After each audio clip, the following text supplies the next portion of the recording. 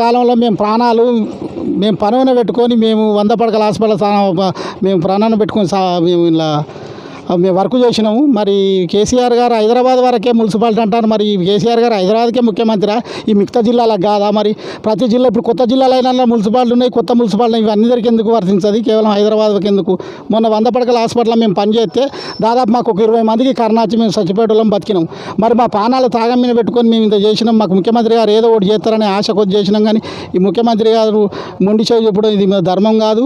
హైదరాబాద్ ఒక న్యాయం, ఇక్కడ ఒక న్యాయం అంటే మరి హైదరాబాద్ వరకైనా ముఖ్యమంత్రి గారా, లేకపోతే అన్ని జిల్లాలకు ముఖ్యమంత్రి?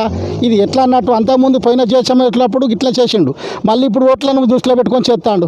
మరి అట్లా ఇది న్యాయం కాదు, ఇది పద్ధతి కాదు. వాళ్ళకి 17,500 ఏ విధంగా ఇచ్చిండ్రో వాళ్ళకి ఇచ్చినాడు. రాష్ట్ర వ్యాప్తంగా అన్ని జిల్లాలలో, అన్ని తెలంగాణలో ఎన్ని జిల్లాలో 33 జిల్లాలో అందరికీ వర్తించాలి. అన్ని మున్సిపాలిటీలలో, అన్ని తాలూకులలో వర్తించాలి. మరి ఈ ప్రతిపక్షం ఇది న్యాయం కాదు, ఇది ముఖ్యమంత్రి ఎన్నడుకున్నా ఇది పద్ధతి కాదు. ఇది మార్చుకోకపోతే మళ్ళీ వచ్చే ఎలక్షన్లలో అయితే ఇది కఠినమైన చర్య జరుగుతుంది.